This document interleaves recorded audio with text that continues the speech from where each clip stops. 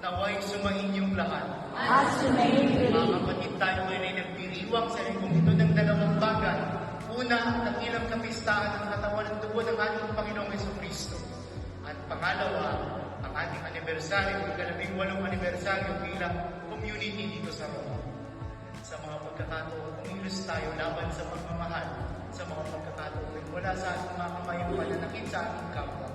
Humingi tayo sa Diyos ng kanyang awa at kapatawaran.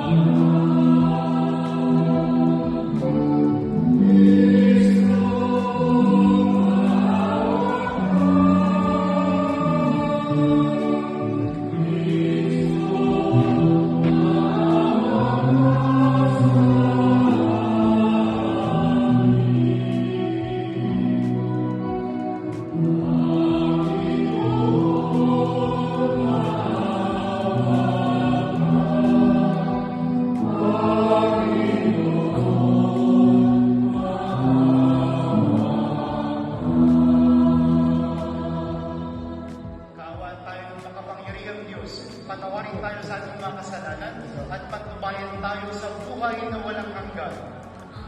Glory God in excelsis Deo.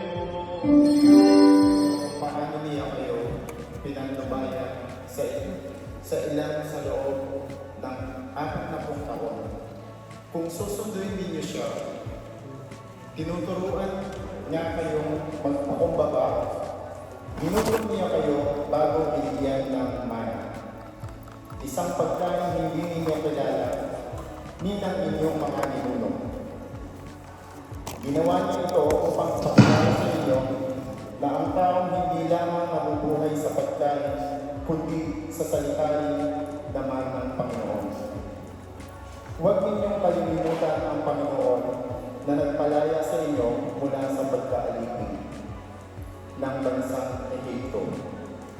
Siya ang pamagubay sa inyong paglalakbay sa malawak at nakakatakot na ilan ng puno ng makamasdan ng mga ahas at alakdan.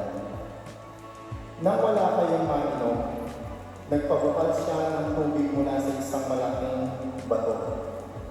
Kayo'y pinakain niya roon ng mana, isang pagkain hindi niyo kilala. Ang salita ng Diyos. Salamat sa Diyos.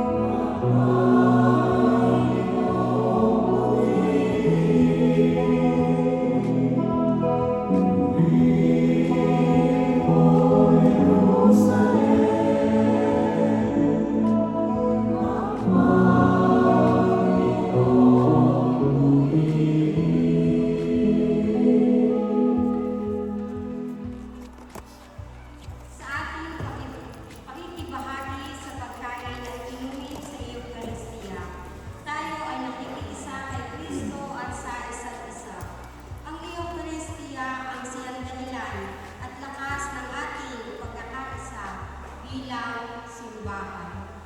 Pagbasa mula sa unang sulat ni Apostol San Pablo sa mga taga-Korinto. Mga kapatid, hindi ba ang pagkinom natin sa alis ng pagpapala na ating pinagpapasalamat ay pakibahagi sa dugo ni Kristo? At ang pagkain natin ng tinapay na ating pinaghahati-hati ay pakibahagi naman sa kanyang katawan? Kaya nga, yung magkasalaman ng tinapay, tayo isang katawan bagamat naman, sapagkat nakikibahagi tayo sa isang tinapay. Ang salita ng Diyos. Salamat sa Diyos. Amin ito sa mabuting balita. Pagkain mula sa langit na ihain sa daigdig, handog na kaibig-ibig, kailanman di masasakit. Pagkain lakad na iaalisin sa ka, ang poder ng ligtas, ang lamang ng nagsigit. Pastunanin mo pagmamahal, kami iyong kawangan, gawin dapat makinabang sa pagkain iyong alay. Hanggang langit ay magutang. Magagawa mo ang lahat upang tanan ay maligtas. Akayin mo sa iyong hapag. Lahat kami iyong alagad. Sa buhay mo, walang wakas.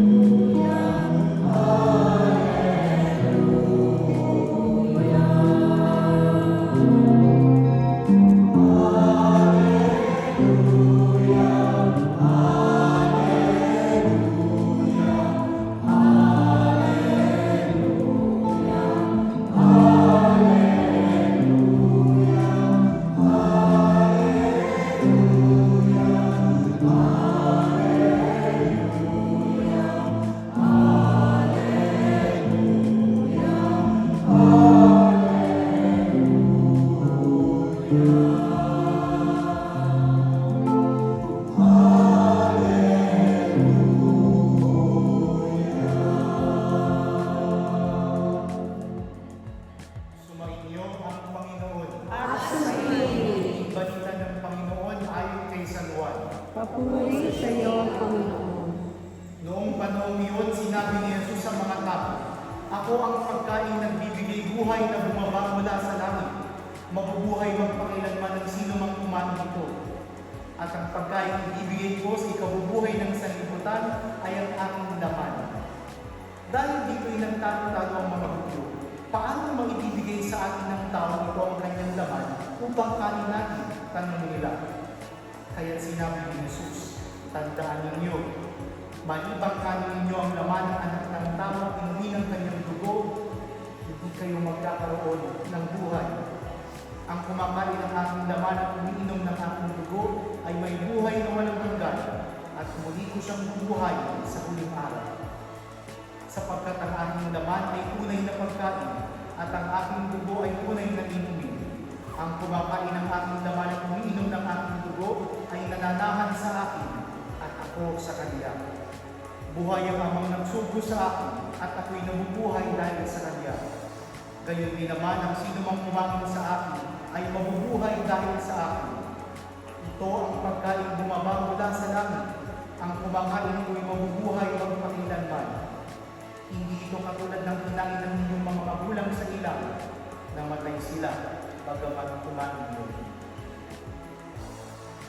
Mga kapatid, ang mahuling balita ng Panginoon. Pinupuri ka namin, Panginoong Jesucristo. Isang mapagpalang hapon po sa ating lahat. Isang mapagpalang hapon po sa ating lahat. Pagpalang po. Salamat sa Diyos at narito ang buhay. Ngayon ay nag-iiwan na natin sa linggong ito, ang linggo ng kamistahan ng kapanagdanan ng katawan at tubo ng ating Panginoong Jesucristo. Ang dakilang solemnidad ng Corpus Christi. Ito po ay tinatawag mo 414 ng 13th century sa pamamagitan ng kanyang liham Franciscus Deong Mundo. Ito po ay para bigyang pansin ang presensya ng ating Panginoon sa ating tatanggapin sa komunyon ng katawan at dugo ng ating Panginoong Jesucristo. Jesus is indeed present in the Blessed Sacrament. It is He whom we receive whenever we receive communion. Ang katawan at dugo ni Kristo ay kasama natin sa tuwing tayo ay nakikiparticipate sa misa. Kapag tayo ay dumagalo sa misa, kasama natin si Kristo sa katawan at sa dugo. Jesus is among us in flesh and blood whenever we participate in the sacrifice of the Mass. Meron pong maraming pangalan ang Eucharistia, maraming pong pangalan ng Corpus Christi, at isa na dito ang pangalang Anamnesis. Sabihin nyo lang po ninyo, Anamnesis, isang salitang Griego na ibig sabihin ay pag-alaala. And this is what this reflection is about. My reflection for today is about remembering, ala-ala, anamnesis. Tayo daw mga Pilipino, mahilig tayong mag-selfie. Tama mali? Tama, di ba?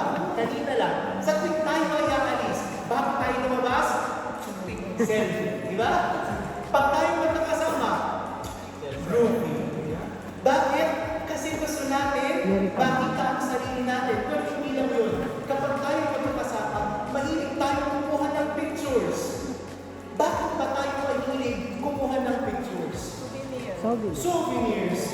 Because photographs are souvenirs of the passing time. Photographs are the only way so that we can capture a single moment in this moment called life. Gusto kasi natin, meron tayong isang bahagi na madadala kasama natin na bilang ala-ala noong isang pangyayari.